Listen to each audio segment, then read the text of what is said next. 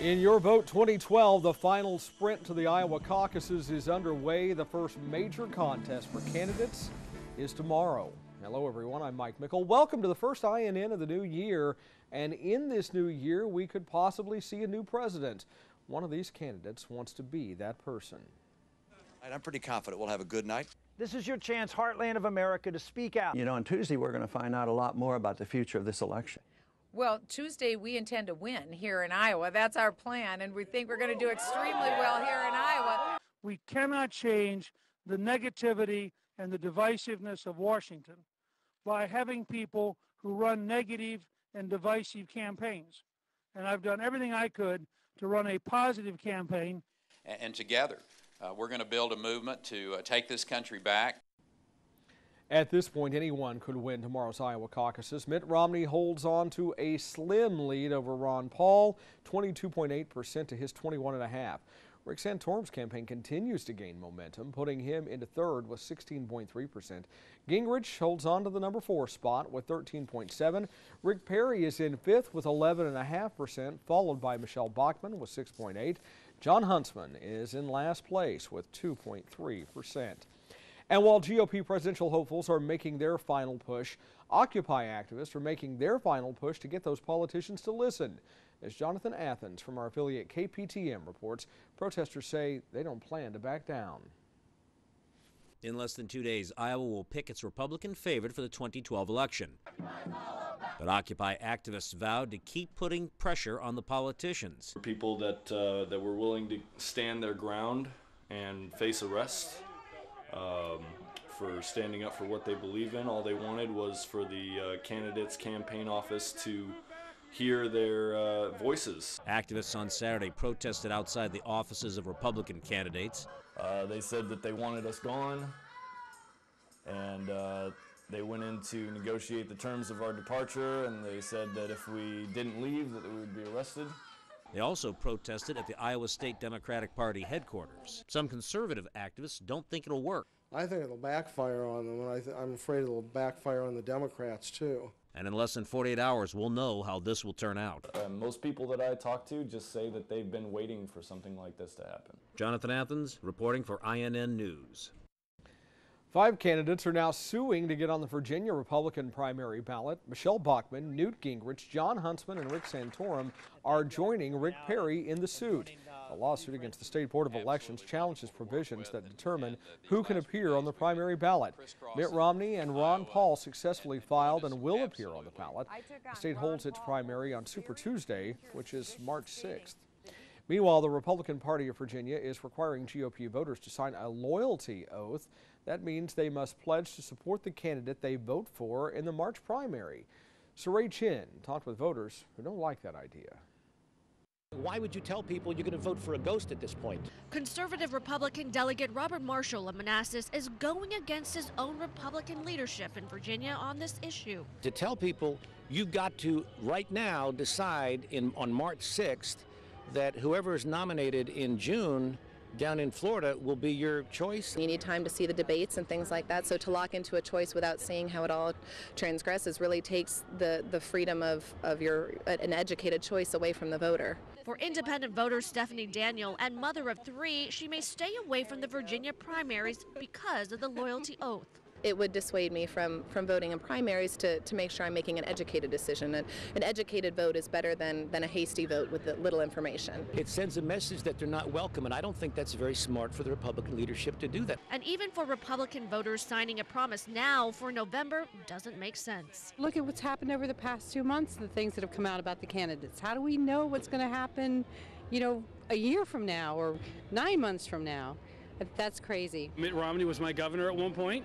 I'm not so sure if he's the right guy now or not as I look at these people. And so if I were to, let's say, vote for him in March, would I necessarily want to vote for him depending on how things change in the economy and how things change? I think it's a slippery slope we're going down if we start a loyalty oath. Delegate Marshall says the motive behind all of this may be top Republicans trying to steer the outcomes. I think it's just an outrageous thought. Now on to the story that has created terror and panic in Los Angeles County, California. Dozens of arsons just in a few days. Police believe they may have arrested a man who started at least some of them. They're not releasing his name yet. The rash of fires began on Friday and continued into early this morning. There are at least 55 reports. Many of these fires were started in cars. No one's been hurt. Police can't be sure yet they were the work of just one person. A small plane crashes in a parking lot in Florida. This was the scene late Saturday morning in Jacksonville. Investigators say the crash killed the pilot, 32-year-old William Eubanks. No one else was on board. No one on the ground was hurt. Witnesses say the plane did a nosedive and crashed straight into the ground. Investigators say Eubanks was killed instantly. They're still looking into what caused that crash.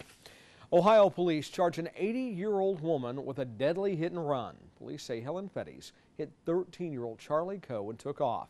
That happened back in October. They say she then took her car to a body shop and tried to get it fixed. That eventually led police to her. Honestly, it still seems unreal that my brother's gone, you know, but things happen in this world and there's nothing you can really do to change it. And now I'm just glad that there is justice. Police say Fetties had no criminal history and a clean driving record. She was arrested and later released to family due to medical reasons. A woman rams a police car in a shopping center parking lot. This was the scene in Huntsville, Alabama. Police say the woman in the white SUV was driving erratically and hit the cruiser. Then she did it again. At one point, police fired a shot at her because they say she was headed into an officer's direction. The woman then circled an ambulance several times. Police eventually arrested her. She's undergoing a mental evaluation. We turn our attention to overseas now, with the UN fighting a losing battle in Sudan and a trial setback for Egypt's former ruler. Here's your global news now. In South Sudan, tribal violence is escalating. UN peacekeepers were sent Friday to help defend a remote town, but on Saturday, 6,000 fighters attacked it anyway. The number of dead is not known. The vice president of South Sudan is trying to negotiate with rival tribes. Egypt's former leader is back in court. Hosni Mubarak, who is being treated for heart trouble, was wheeled in on a stretcher today. The deposed dictator's attorneys had lodged an unsuccessful appeal to have the judge replaced. Mubarak is on trial for his alleged role in the deaths of protesters who demonstrated against his regime. People in Japan practice karate in the freezing cold river. Some 90 people aged between 5 and 77 took part in the training session. They first practiced the basic kata, which are forms including thrust and kicks. For warming up, they entered the river. The Ice and Snow Festival at a Beijing park has some extra special stars this year. 3 pairs of penguins are now in residence. The weather in Beijing is perfect for them right now, hovering right around 0 degrees. Once their stint is up, they will take the 10-hour train ride back home to a polar museum in northern China. And that's your global news now. Your European vacation may soon cost you more. Phil Doherty has that and more as he gets back to business. It was New Year's Day 2002 that Eurozone countries began using euro notes and coins. Now, 10 years later, hardly anyone is celebrating that anniversary. The euro had a rough 2011 and 2012 may be even tougher. The only large-scale commemoration is the issuing of a special €2 coin. In the beginning, the main criticism was that the euro would make things more expensive. Now, that's taken a back seat to the Eurozone debt crisis. Big Ben, Parliament, again.